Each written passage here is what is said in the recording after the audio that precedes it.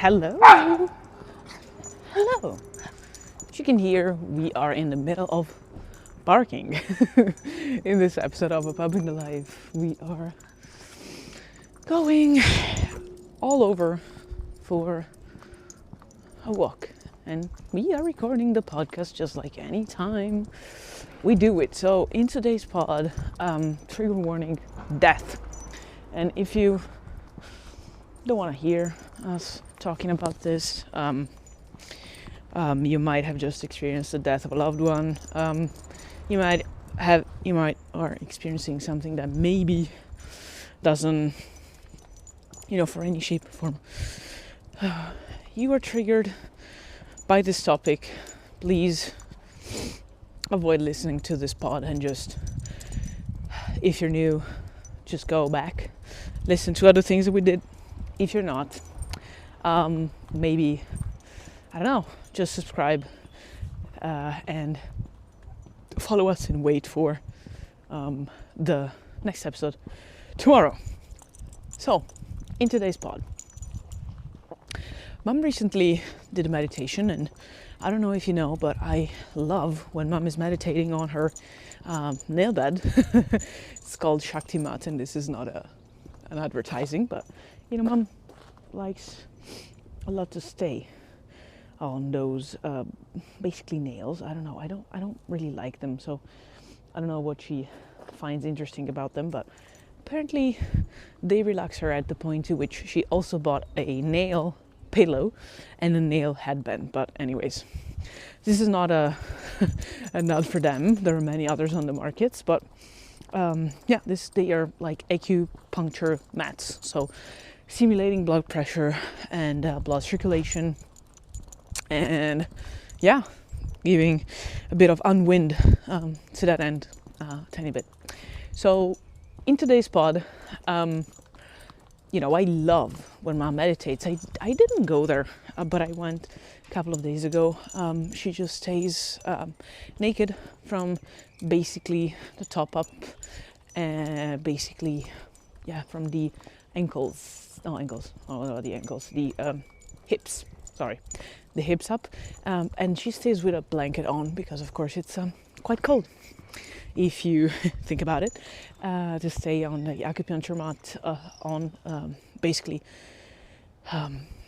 the floor. We don't have a wooden floor, so also it's not very hot. And she stays there with a blanket, and I lay myself in the middle of her legs, usually on the blanket. That's kind of amazing. But anyways, that's also why I wanted to talk about this meditation that she did. And the meditation was called basically visualization of the deathbed. And I know that the title, just let me go back to the title a bit. Yeah, so basically it was even better. It was called The Deathbed Clarity. And, she picked this meditation after doing something on anger, which she didn't like because she wasn't feeling angry at that moment. And so, of course, it was very useful at that time. And so this meditation went on with a girl. Don't remember the name. Sorry. But maybe I'm going to tell you in the next step or in the description. And it was part of one course that Mom is one community that we're not going to advertise. For well-being and personal growth and whatnot. So let's get back to this episode. In this deathbed clarity, basically, Mom had to visualize herself hopping on a train. There was a train of time, and that supposedly will just send Mom to her deathbed. And so she basically had to see herself on a deathbed. And so, of course, the first question is, have you ever thought about yourself on a deathbed? Answer is, Mom hasn't. And the thing is, if you start thinking about it, you're gonna realize that it's not as weird of a thought, depending on your experience. Like, you might not have realized how a deathbed looks because maybe you're not so afraid of death, or because maybe you haven't faced yourself an illness that would ask your conscious mind to picture yourself on a deathbed. But here we are doing this, and mom just thinks about, how, and it's not easy. It's not easy. Bear in mind that it's not easy. How does a deathbed look like? And so she finds herself just looking at that. And so the woman, the girl guiding the meditation is like, who do you see with you? Yeah, and so all of that is asking yourself some questions around who is together with you at that point. How are you feeling about the things that you've done in life, where you're at, and in general, the general feeling of wrapping up.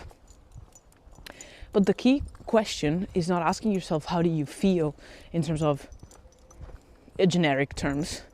It's just how do you feel at that point whilst you're experiencing that thing, remembering that you're now wrapping it up and you are grateful for the things that you did.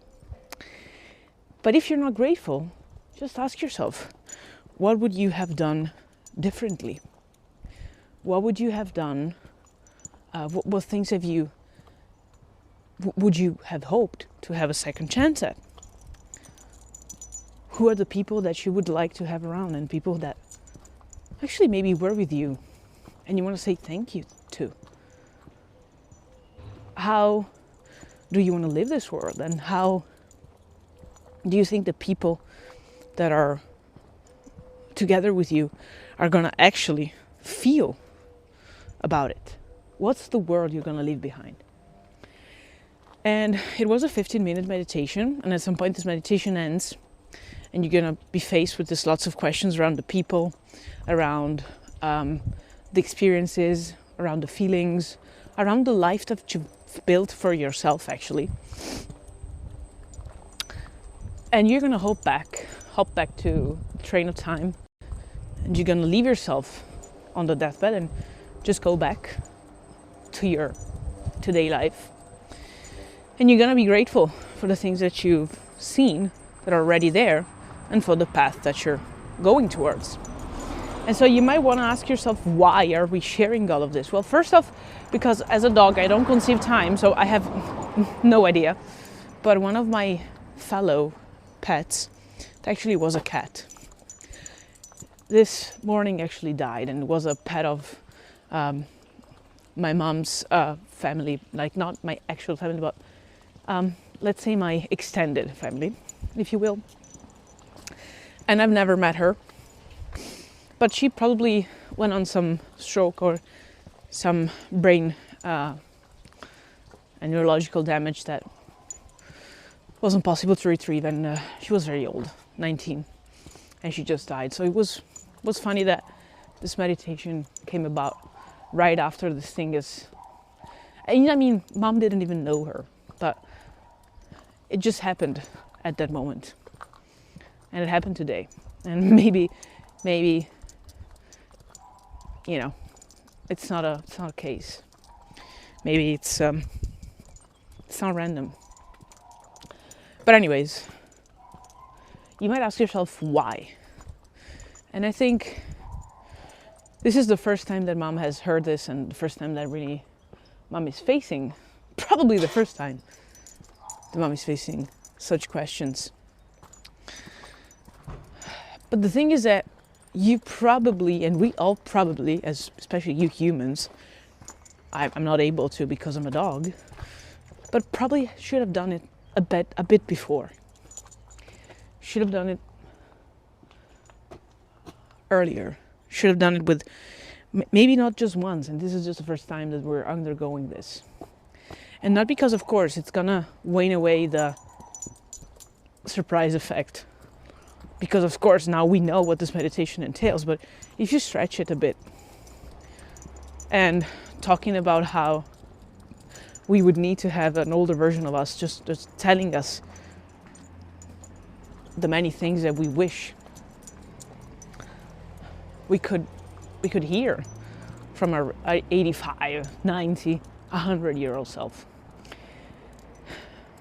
And the issue with that is, if we don't ever face how would it look like? You would never know. And so you would never have this other person to ask. And so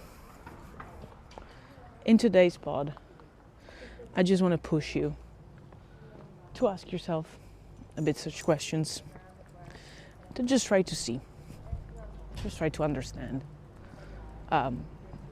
What would it look like? How do you imagine it? How do you feel about it?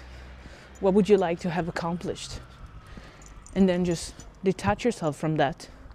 Just watch yourself. Just simply watch yourself as the person you are today, and seeing yourself in the future on your deathbed, or maybe even old. Deathbed is way more powerful, and ask yourself, what things, what actions, like what do I need to do to arrive at that point, and just feel the way I want to feel. And I don't know. To be honest, I don't really know what it looks like. I don't really know. What does it feel like? I don't know. But I started to understand, and I started to see now that actually it makes quite a difference to just see that and imagine that. I know, because I've seen Mom. And so try to give her a bit of perspective, try to just understand how she felt, and think about how this is probably also useful for somebody else out there. And just try and go over the trigger, and you'll see. Send kisses, hugs, and a bit of barks. Bye.